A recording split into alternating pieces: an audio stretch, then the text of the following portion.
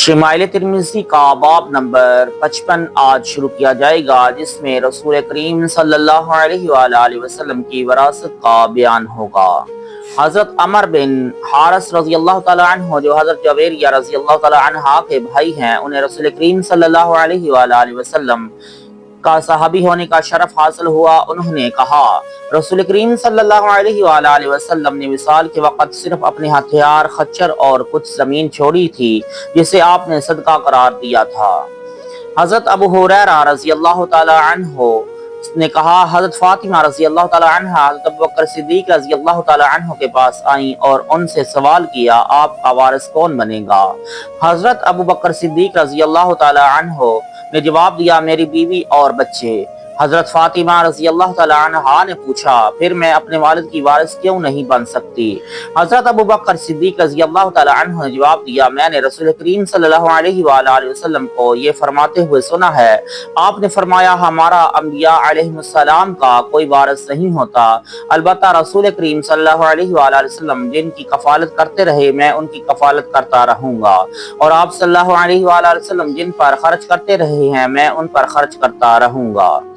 حضرت ابو بختری نے کہا، حضرت عباس، حضرت علی رضی اللہ تعالی عنہما حضرت عمر رضی اللہ تعالی عنہ کے پاس آئے، یہ دونوں ایک دوسرے سے تنازع کر رہے تھے۔ ان دونوں میں سے ہر ایک اپنے ساتھی سے یہی کہہ رہا تھا کہ تم یہ ہو اور تم وہ ہو۔ حضرت عمر رضی اللہ تعالی عنہ نے حضرت طلحہ، حضرت زبیر، حضرت عبد الرحمن بن عوف اور حضرت سعد رضی اللہ تعالی عنہ سے کہا، میں آپ لوگوں کو اللہ کے نام کے قسم دے کر دریافت کرتا ہوں کہ کیا آپ نے نبی کریم صلی اللہ علیہ وآلہ وسلم کو یہ فرماتے ہوئے سنا ہے، نبی کا ہر مال صدقہ ہوتا ہے ما سوائے اس کے جو وہ کسی کو کچھ کھلا دے، اور ہمارا کوئی وارث نہیں ہوتا۔ اس حدیث میں مکمل واقعہ منقول ہے۔ حضرت عائشہ صدیقہ رضی اللہ تعالی عنہا نے کہا، رسول کریم صلی اللہ علیہ وآلہ وسلم نے فرمایا، ہمارا انبیاء کا کوئی وارث نہیں ہوتا اور جو کچھ ہم چھوڑ جاتے ہیں وہ صدقہ ہوتا ہے۔ حضرت ابو ہریرہ رضی اللہ تعالی عنہ نے آپ صلی اللہ علیہ وآلہ وسلم کا یہ فرمان نقل کیا، میرے وارث دینار یا درہم تقسیم نہیں کر سکتے، میری بیویوں کے خرچ اور سرکاری اہلکاروں کے معاوضے کے بعد جو میں چھوڑ کر جاؤں گا وہ صدقہ ہوگا۔ حضرت مالک بن اوس بن حدثان رضی اللہ تعالی عنہ نے کہا، میں حضرت عمر رضی اللہ تعالی عنہ کے پاس آیا، حضرت عبد الرحمن، حضرت طلحہ، حضرت سعد رضی اللہ تعالی عنہم بھی ان کے پاس آئے۔ اسی دوران حضرت علی اور حضرت عباس رضی اللہ تعالی عنہما بھی آئے، یہ دونوں کسی معاملہ میں جھگڑا کر رہے تھے۔ حضرت عمر رضی اللہ تعالی عنہ نے ان سے کہا، میں تم لوگوں کو اس ذات کی قسم دے کر پوچھتا ہوں کہ جس کے حکم کے تحت آسمان اور زمین قائم ہیں، کیا آپ لوگ یہ بات جانتے ہیں کہ آپ صلی اللہ علیہ وآلہ وسلم نے یہ فرمایا، ہمارا انبیاء کا کوئی وارث نہیں ہوتا اور جو ہم چھوڑ کر جائیں وہ صدقہ ہوتا ہے؟ انہوں نے جواب دیا، اللہ تعالیٰ جانتا ہے، ایسا ہی ہے۔ امام ترمذی رحمۃ اللہ تعالیٰ علیہ نے فرمایا، اس حدیث میں طویل واقعہ منقول ہے۔ حضرت عائشہ صدیقہ رضی اللہ تعالی عنہا نے کہا، رسول کریم صلی اللہ علیہ وآلہ وسلم نے کوئی دینار یا درہم، بکری یا اونٹ نہیں چھوڑا، یا کہا کوئی غلام اور کنیز بھی نہیں چھوڑے۔ علامہ محمد یاسین قصوری نقشبندی ان احادیث مبارکہ کی شرح میں فرماتے ہیں، کسی کے فوت ہو جانے کے بعد وراثت کے قوانین جاری ہوں گے۔ سب سے پہلے مال وراثت سے میت کی کفن دفن کا انتظام کیا جائے گا، پھر میت کا قرض ادا کیا جائے گا جتنا بھی ہو، پھر ثلث مال سے وصیت پوری کی جائے گی بشرط یہ کہ اس نے کی ہو، اور باقی ماندہ مال وراثت ورثہ میں اس طریقہ سے تقسیم کیا جائے گا جس طرح قرآن سنت میں بیان کیا گیا ہے۔ علم وراثت کو دیگر علوم کے مقابلہ میں نصف علم قرار دیا گیا ہے۔ حضرت ابو ہریرہ رضی اللہ تعالی عنہ سے منقول ہے کہ حضور نبی رحمت صلی اللہ علیہ وآلہ وسلم نے فرمایا، تم علم وراثت سیکھو اور اسے سکھاؤ، یہ نصف علم ہے، اسے بھلا دیا جائے گا اور میری امت سے سب سے پہلے یہی علم اٹھایا جائے گا۔ علامات قیامت میں سے ایک یہ ہے کہ علماء وراثت ناپید ہو جائیں گے۔ حضرت عبداللہ بن مسعود رضی اللہ تعالی عنہ سے منقول ہے کہ حضور نبی رحمت صلی اللہ علیہ وآلہ وسلم نے فرمایا، قرآن سیکھو اور دوسروں کو سکھاؤ، علم دین سیکھو اور دوسروں کو سکھاؤ، علم وراثت سیکھو اور دوسروں کو سکھاؤ، ان قریب یہ علم اٹھ جائے گا اور فتنے ظاہر ہوں گے، حتیٰ کہ دو آدمی کے درمیان وراثت کی حصوں کے بارے میں اختلاف ہوگا اور ان کے مابین کوئی فیصلہ کرنے والا نہیں ہوگا۔ دور حاضر کا عالمیہ جہالت یا بے علم عملی ہے کہ لڑکیوں کو مکمل طور پر وراثت سے محروم کیا جاتا ہے۔ مال وراثت پر جس کا قبضہ ہوتا ہے وہ اسے تقسیم کرنے کا سوچتا بھی نہیں ہے۔ حصہ داروں میں کدورت پیدا ہو جاتی ہے اور یہ اختلاف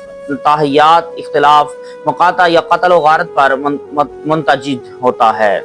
کسی کے وفات پانے پر اس کا حق مال ختم ہو جاتا ہے۔ حضرت عقبہ بن عامر رضی اللہ تعالی عنہ سے روایت ہے کہ ایک غلام آپ صلی اللہ علیہ وآلہ وسلم کی خدمت میں حاضر ہوا۔ اس نے دریافت کیا کہ اس کی والدہ وفات پا گئی ہیں، جبکہ اس نے زیور چھوڑا ہے، میں ان کی طرف سے صدقہ کر دوں؟ آپ صلی اللہ علیہ وآلہ وسلم نے دریافت کیا کیا آپ کی والدہ نے تمہیں کچھ کہا تھا؟ عرض کیا نہیں۔ فرمایا پھر اس زیور کو محفوظ رکھو۔ انصاف کی بنیاد پر مال وراثت تقسیم کرنے کے نتیجہ میں اللہ تعالیٰ جنت کا وارث بنا دیتا ہے۔ حضرت ابو امامہ رضی اللہ تعالیٰ عنہ سے منقول ہے کہ حضور انور صلی اللہ علیہ وآلہ وسلم نے فرمایا تم 6 چیزوں کی ضمانت دو، میں تمہیں جنت کی ضمانت دیتا ہوں۔ صحابہ نے عرض کیا یا رسول اللہ وہ کیا چیز ہے؟ آپ نے جواب میں فرمایا وراثت کی تقسیم میں ناانصافی مت کرو، اپنی طرف سے انصاف کرو۔ میت کے کفن دفن، قرضہ کی ادائیگی اور وصیت کی تکمیل کے بعد سب سے پہلے وراثت ذی الفروض کو دی جائے گی، پھر عصبہ نسبی کو، عصبہ بنفسہ ہی، عصبہ وغیرہ، عصبہ مع غیرہ۔ حضرت عبداللہ بن عباس رضی اللہ تعالی عنہما سے منقول ہے کہ حضور انور صلی اللہ علیہ وآلہ وسلم نے فرمایا وراثت پہلے ذی الفروض کو دو، جو بچ جائے ان رشتہ داروں کو دو جو مرد کی جانب سے ہوں گے۔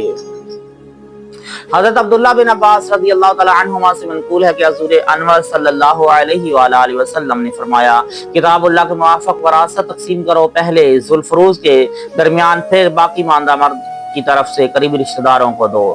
ذی الفروض سے مراد وہ لوگ ہیں جن کے حصے قرآن میں بیان کیے گئے، اور وہ 12 لوگ یہ ہیں: باپ، دادا، ماں شریک بھائی، شوہر، زوجہ، بیٹی، ماں، پوتی، سگی بہن، باپ شریک بہن، ماں شریک بہن، دادی۔ ان کو دینے کے بعد جو مال بچ جائے وہ اسبہ کو دیا جائے گا۔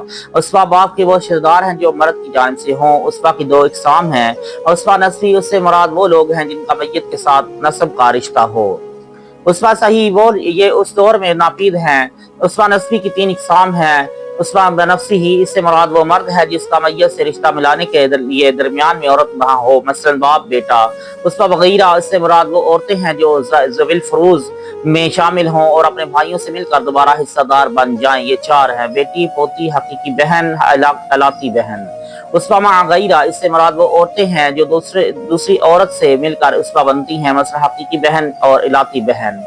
آپ صلی اللہ علیہ وآلہ وسلم کی کنیزیں اور غلام سب کے سب آپ کی عین حیات میں وفات پا گئے تھے یا انہیں آزاد کر دیا گیا تھا، اور ان میں سے کوئی بھی موجود نہیں تھا۔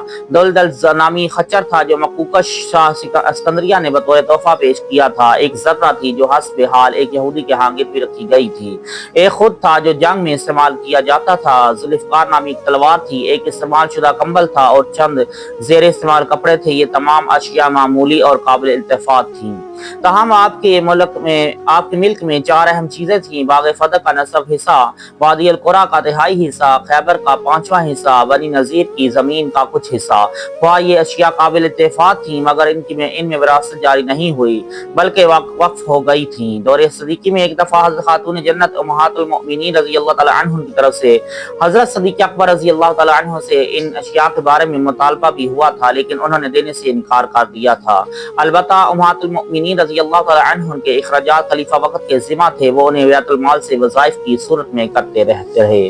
تمام علماء امت کا متفقہ اور اجماعی فیصلہ ہے کہ حضرات انبیاء علیہ السلام کا ترکہ وقف ہوتا ہے اور وہ ورثہ میں تقسیم نہیں ہو سکتا۔ اس کی متعدد وجوہات ہیں جو حسب ذیل ہیں۔ حضرات انبیاء علیہ السلام اپنی قبور میں زندہ ہوتے ہیں، اشیاء پر ان کی ملک باقی رہتی ہے اور ان کی ازواج مطہرات رضی اللہ تعالی عنہ سے کسی کا نکاح بھی حرام ہے۔ حضرات انبیاء علیہ السلام اپنی زندگی میں بھی کسی چیز کے مالک نہیں ہوتے بلکہ متولیان حیثیت سے تصرف کرتے ہیں، یعنی ناپائیدار اشیاء کو اپنے تصور نہیں کرتے بلکہ انہیں ناقابل التفات تصور کرتے ہوئے برائے نام تصرف کرتے ہیں۔ کائنات کی ہر چیز اللہ تعالیٰ کی ملک ہے اور نبی علیہ السلام محض خلیفہ ہونے کی حیثیت سے اس میں برائے نام تصرف کرتا ہے۔ اگر بالفرض بالفرض حضرات انبیاء علیہ السلام کے ترکہ میں وراثت جاری ہوتی تو اس بات کا قوی امکان تھا کہ کوئی بدبخت مال کے لالچ میں کسی نبی کو شہید کر دے، پھر وہ ہمیشہ کے لیے جہنمی ہو جائے۔ امت کی توجہ اس بات کی طرف نہ جائے کہ نبی کا منصب اپنے اہل و عیال کو دولت سے نوازنا ہے، کیونکہ نبی کی نبوت مقصد بہت بلند ہے کہ اللہ سے کٹی ہوئی قوم کو اللہ سے ملانا ہے۔